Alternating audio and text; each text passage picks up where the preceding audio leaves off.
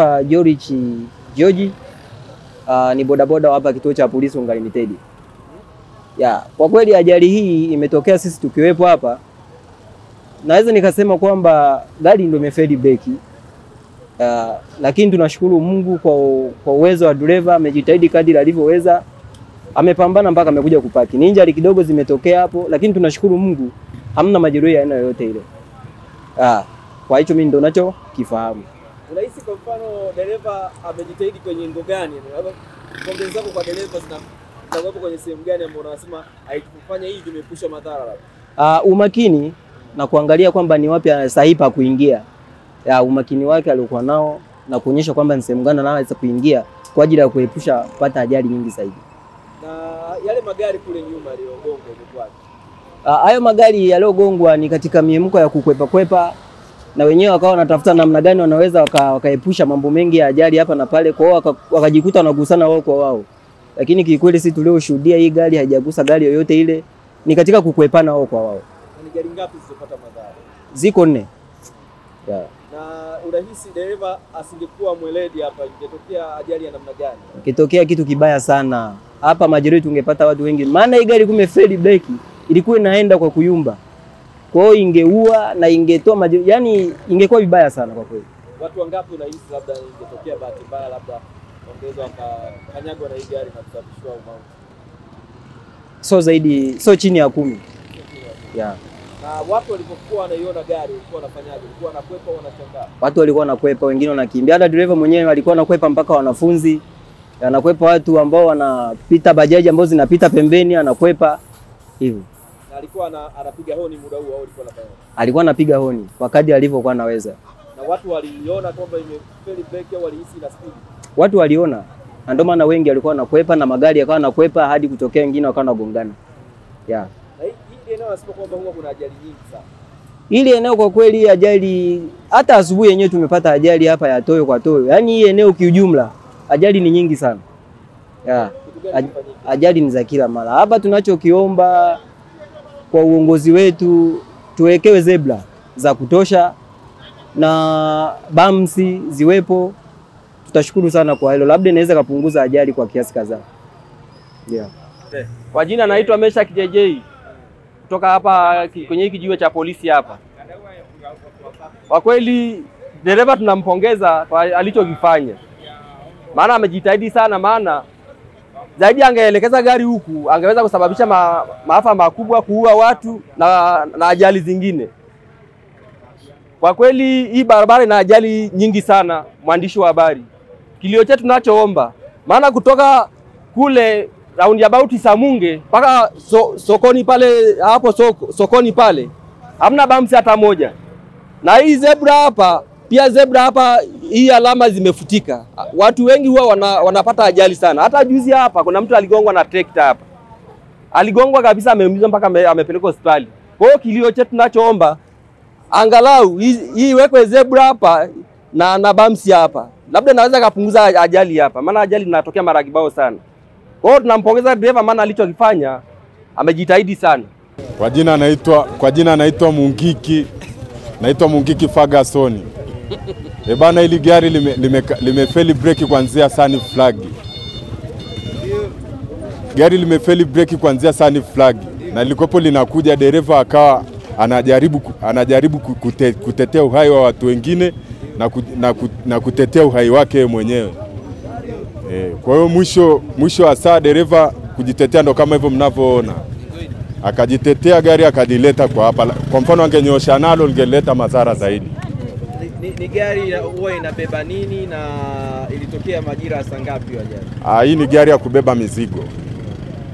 Hii ni gari ya kubeba mizigo na ajali kutokea ilikopo ni kama kwenye saa 12 kasoro. Na imegonga magari mangapi? Haya magari mengine yamejigonga yenyewe kutokana na pressure ile. Wakafanya kugongana wenyewe kwa sababu dereva kwa ajali ile aliyoiona, ina maana dereva akashtuka. Na ni madhara labda gari ngapi ambazo zimepata madhara ya kujigonga zenyewe? Nafikiri ni gari 4. Ndio. Na dereva wa gari kubwa yuko wapi? Dereva wa gari kubwa mpaka sasa haeleweki mahali alipo. Amekimbia. Haeleweki mahali alipo.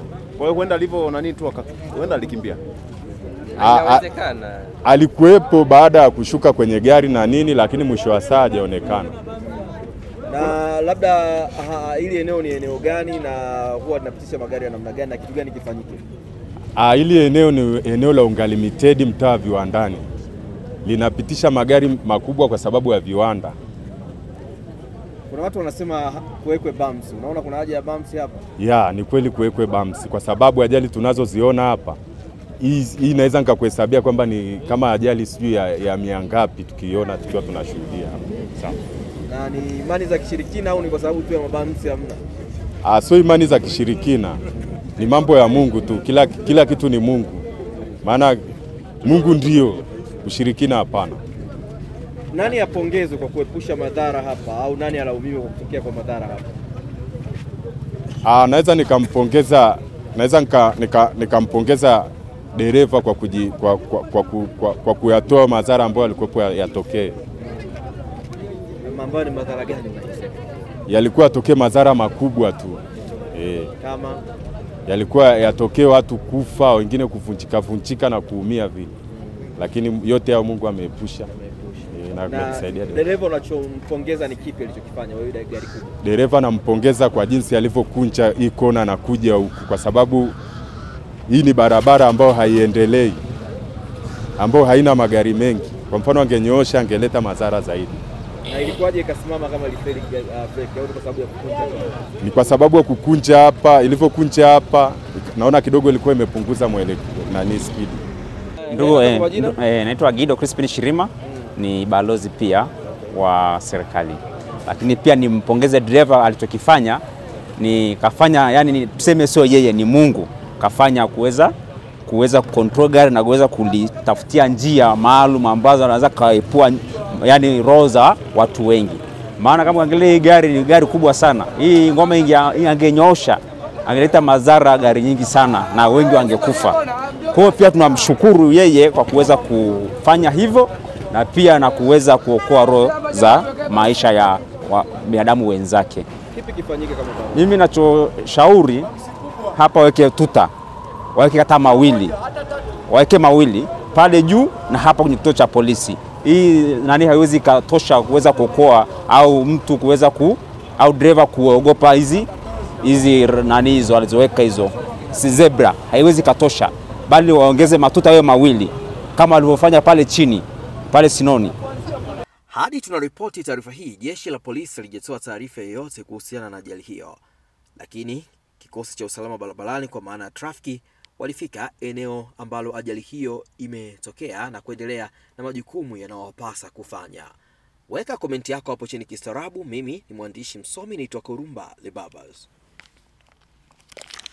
Habari hii inatokea jijini Arusha, inahusiana na hoteli ya kimataifa ya Parrot Hotel. Hoteli hii ina hadhi ya nyota 4 ya ukweli iliyopo Kaloleni jijini Arusha. Jengo lake ni la ghorofa lenye floor 13, vyumba 116 vya kulala vyenye hadhi tofauti. Hapa kuna executive suite, junior suite, executive, standard bedroom, double deluxe na twin bedroom. Parrot Hotel ndani yake ina migahawa miwili. Mmoja ni maalum kwa ajili ya kupata kahawa za aina zote. Sehemu ya pili ni ya kupata chakula pekee. Hapa kuna bar maalum yenye swimming pool iliyopo floor ya 3. Kuna kumbi za mikutano kubwa 2 na kumbi ndogo kwa ajili ya vikao. Katika Afrika Mashariki, Parrot Hotel kwa sasa ni hoteli ya mfano kutokana na ubora wa huduma zake.